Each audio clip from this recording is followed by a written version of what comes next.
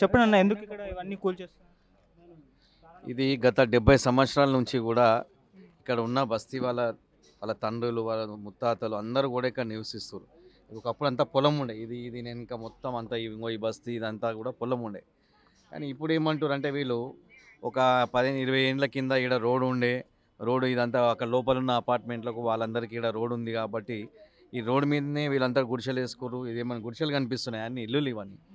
అప్పటి నుంచి ఉన్న ఇల్లులే, ఇవేం కొత్తగా గుడిసెలు వేసుకుంది కాదు. వీళ్ళు ఏదో అధికారులు కొంతమంది అప్పట్లో అధికారులు అంతా కుమ్మక్కయ్యి దీన్ని రోడ్ అని చూపించి కోర్టులో దీన్ని వేసి వాళ్ళు 30 25 ఏళ్ళ నుంచి కోర్టులో కేసు నడుస్తుంది. ఈ బస్తీ వాళ్ళకి సంబంధించిన కోర్టు అడ్వకేట్ కూడా ఉండే. అతను కొన్ని కారణాల వల్ల అతను వీళ్ళకి అందుబాటులో లేకుండే అతను సడన్గా చనిపోయాడు ఆయన. వీళ్ళకు కోర్టులో ఆ అపార్ట్మెంట్ వాళ్ళు ఫేవర్గా ఆర్డర్ తెచ్చుకొని వీళ్ళకి నోటీస్ వచ్చేదాకా కూడా అసలు ఈ కోర్టులో ఈ కేసుకి ఇంతవరకు వచ్చింది అనేది కూడా వీళ్ళకి ఎవరికి కూడా నాలెడ్జ్ లేదు.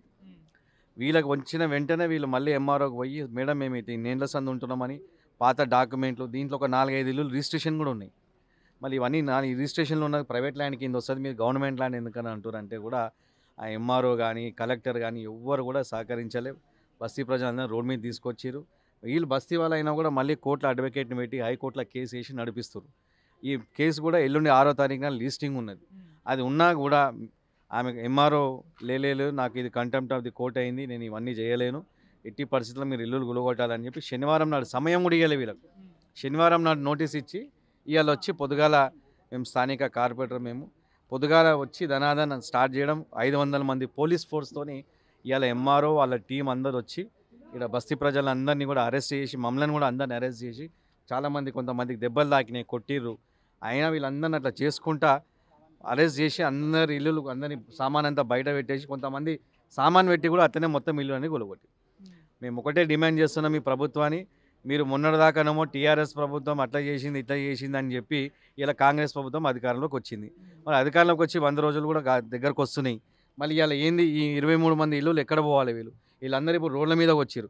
నేను ప్రభుత్వాన్ని డిమాండ్ చేస్తున్నా, వీళ్ళని ఎట్టి పరిస్థితుల్లో వీళ్ళకు ఇంకా ఏదైనా ఆల్టర్నేట్ చేసి వీళ్ళకు సహకారం అందే వరకు కూడా వీళ్ళు వీడికని కదిలేదు. ఈ సామాన్ పెట్టుకొని ఇట్లనే ఉంటారు. వీళ్ళకి మాత్రం న్యాయం చేసే వరకు కూడా ఈ పోరాటాన్ని మేము ఆపం. ఎట్టి పరిస్థితుల్లో వీళ్ళకి న్యాయం జరగాలి. ఎంతమంది ఉన్నారు బస్తీలో? మొత్తం 23 మంది ఇల్లులు, సుమారు ఒక 100 నుంచి 120 మంది ఫ్యామిలీస్ మొత్తం అందరు ఉంటారు ఇక్కడ. జనాలందరూ కుటుంబాలు ఉంటారు మొత్తం అందరు కూడా. 23 ఫ్యామిలీస్ ఇక్కడ ఉండేది. అంటే 70 సంవత్సరాల నుంచి ఇక్కడే ఉంటున్నారు. 70 ఇయర్స్కే ఉంటారు. వాళ్ళ తాతలు ముత్తాతల నుంచి కూడా అందరు ఈయనే ఉంటారు. దీనికంటే ముందు పక్కన ఉన్నాయని కూడా వాళ్ళు ఇప్పుడు ఇంకోటి అంటారు, వాళ్ళు ఇలా రోడ్ వైండింగ్ చేస్తారు. రోడ్ వైండింగ్ మీకు ఇక్కడ కనిపిస్తుంది, ఆడ మస్జిద్ ఉంది, ఆడ దాని ఇట్లా మీరే చూడండి, ఆడ ఇక్కడ కనిపించే ఎట్లా చేయడానికి వస్తుంది వైండింగ్? ఆడ మస్జిద్, మళ్ళీ రేపు మస్జిద్ని కూడా తీస్తారా? తీయాలి కదా. మళ్ళీ వైండింగ్ అన్నప్పుడు అందరికీ సమాన న్యాయం ఉండాలి. అంటే బస్తీ ప్రజలకు ఒకటి మస్జిద్ కోట. ఎట్టి పరిస్థితుల్లో కూడా మీరు అంటారు కదా, సరే చేయండి, మరి ఇప్పుడు గులగొట్టిగా చేయండి, అది కూడా కొట్టుకొని తీసుకొని రావాలి. లేదంటే మాత్రం పెద్ద ఎత్తున ఉద్బద్ధం చేస్తాం మేము. దీనైతే ఆపలేదు. ఈరోజు స్వామి వివేకానంద నగర్ బస్తీలో మరి ఇల్లులు కూలగొట్టడం జరిగింది. ఎన్నో రోజుల నుండి మేము కాపాడుకుంటూ వస్తున్నాము. ఇది ఇంతకుముందు కూడా ఇట్లనే అయితే దాన్ని ఆపుకుంటూ కాపాడుకుంటూ వస్తున్నాం. ఈరోజు ఎట్టి పరిస్థితుల్లో కూలగొట్టాలి అని మా అధికారులు అందరూ మరి కుమ్మక్కయ్యి ఈరోజు వాళ్ళని రోడ్డు మీదకి తీసుకొని వచ్చారు. చిన్న చిన్న పిల్లలు ఉన్నారు, తల్లిదండ్రులు, ముసలోళ్ళు, పేషెంట్స్ వాళ్ళందరూ ఉన్నారు. మరి వీళ్ళకు నోటీసులు ఇచ్చేటప్పుడు మరి అధికారులు చెప్పింది ఏంటి అంటే, మేము ఖచ్చితంగా మీకు ఇంకొక ఆల్టర్నేట్ అనేది చూస్తాము, మిమ్మల్ని అక్కడికి సేఫ్గా మిమ్మల్ని అక్కడికి పంపించిన తర్వాతనే మీ ఇల్లులు కూలగొడతాము, అప్పటి వరకు మీ ఇల్లులను మేము కూలగొట్టము అని చెప్పి ఈరోజు చూస్తే ఇక్కడ వీళ్ళు ఆల్టర్నేట్ కాదు కదా, వాళ్ళ సామాన్లను కూడా వాళ్ళని ముట్టుకొని ఇవ్వకుండా మరి వాళ్ళు ఏదో నేరం చేసినట్టు మరి వాళ్ళందరినీ ఇక్కడ బస్తీలో ఉన్న ప్రజలను కొట్టడము, చేయడము, దెబ్బలు తాకడము, వాళ్ళని తీసుకెళ్ళి పోలీస్ స్టేషన్లో పెట్టేసి ఇక్కడ అంతా అయిపోయాక మేము కూడా పోలీస్ స్టేషన్కి వెళ్ళడం జరిగింది. ఇక్కడ అంతా అయిపోయాక ఇంకా మమ్మల్ని పంపించడం జరిగింది. ఇక్కడ పరిస్థితి ఎట్లుంది అంటే, భార్య భర్తను అరెస్ట్ చేసి తీసుకెళ్ళడం జరిగింది. ఇక్కడ భార్య ఒక్కటి సామాన్లు ఎట్లా తీస్తుంది? అదే చిన్న చిన్న పిల్లలు ఉన్నారు, లేడీస్ ఉన్నారు. ఇక్కడ ఆలోచించాలి కదా, కొంచెమన్నా ఆలోచించాలి. ఈరోజు ఇప్పుడు వాళ్ళని రోడ్డు మీదకి తీసుకొచ్చి వెళ్ళిపోయినాక మళ్ళీ వాళ్ళ పరిస్థితి ఏంది? ఇప్పుడు వాళ్ళు ఎక్కడికి వెళ్ళాలి? ఈరోజు నైట్ వాళ్ళు ఎక్కడ ఉండాలి? కొంచెమన్నా ఆలోచించాలి. దీనికి ఎవరైతే వెనకాలండి నడిపిస్తున్నారో ఈరోజు వాళ్ళకు ఒక్కటే చెప్తున్నా నేను, ఇంతమంది ఫ్యామిలీస్ మీరు పొట్టగొట్టి ఈరోజు వాళ్ళని రోడ్డు మీదకి తీసుకొచ్చారు కదా, మీరు ఏమాత్రం ఎదుగుతారో అది ఖచ్చితంగా మీకు మరి ఒక్కొక్క మరి దీని వెనకాల ఎవరు ఉన్నారో వాళ్ళందరూ కూడా మరి దేవుడు అనేటోడు చూస్తాడు. కాబట్టి ఎవరెవరైతే ఈరోజు వీళ్ళకి అన్యాయం చేశారో ఖచ్చితంగా వాళ్ళకు కూడా ఒక రోజు వస్తుంది. మీరందరూ కూడా అనద్దు, కానీ మీ ఎవరెవరైతే దీని వెనకాల ఉన్నారో వాళ్ళందరూ పురుగున పడి చేస్తారు. ఈరోజు ఇంతమంది పొట్టన పెట్టుకున్నారు మీరు. కాబట్టి మేము డిమాండ్ చేసేది ఒక్కటే, వాళ్ళకు ఆల్టర్నేట్ అనేది చూపించండి.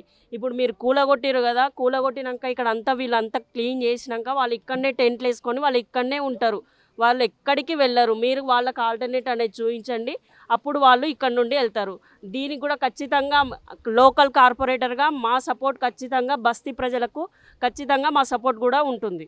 ఈరోజు పొద్దున ఎంత దారుణం అంటే, ఒక స్థానిక కార్పొరేటర్లను కానీ మరియు చుట్టుపక్కల కార్పొరేటర్లు ఎవరన్నా వచ్చినా కానీ వాళ్ళకు కూడా సమాధానం చెప్పకుండా ఇంట్లో నుంచి ఆడవాళ్ళని మొత్తం బయటికి వెళ్ళగొట్టేసి సామాన్యులని పిల్లలు మొత్తం చిన్న చిన్న పిల్లలను కూడా దారుణంగా ఇంట్లోకి గుంజి బయట వేసారు. మరి ప్రభుత్వానికి నిమ్మకు నీరెత్తని విధంగా ఈ ప్రభుత్వం వ్యవహరిస్తుంది. కొంచెమైనా ప్రభుత్వానికి బుద్ధి ఉండాలా.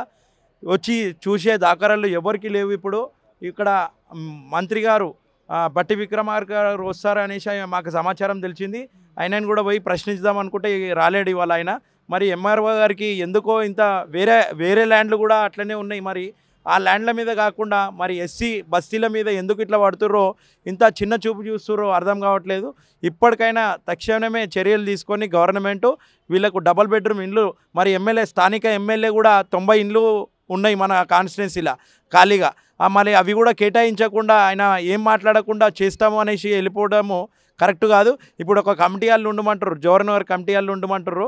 ఆ కమిటీ వాళ్ళు ఎన్ని రోజులు ఉంటారు? 1 రోజు, 2 రోజులు, 3 రోజులు. దాని తర్వాత మళ్ళీ వెళ్ళిపోమంటారు. వాళ్ళ పరిస్థితి ఏంది? ఏం ఆలోచిస్తున్నారు అసలు? ఇప్పుడు గవర్నమెంట్ నుంచి అసలు ఏంది? ఇంతమంది 23 కుటుంబాలని రోడ్డు మీద వేసిర్రు. మీరు చూసుకున్నట్టయితే అన్ని సామాన్లు డ్యామేజ్ అయిపోయినాయి. ఇప్పుడు ఎవరు దీనికి బాధ్యత వహిస్తారు? ఏ ప్రభుత్వం నుంచి ఎవరు వచ్చి మాట్లాడతారో చూస్తాము. లేదంటే రానున్న రోజులలో ఎంఆర్ఓ ఆఫీసు, కలెక్టర్ ఆఫీసు, ప్రభుత్వ ఆఫీసులన్నీ ముట్టడిస్తాం. మేము గత రాత్రి నుంచి ఇక్కడనే ఉండి రాత్రి 4 గంటల వరకు ఉన్నాం. ఇక్కడ ప్రజల సమస్యలు చాలా దారుణం.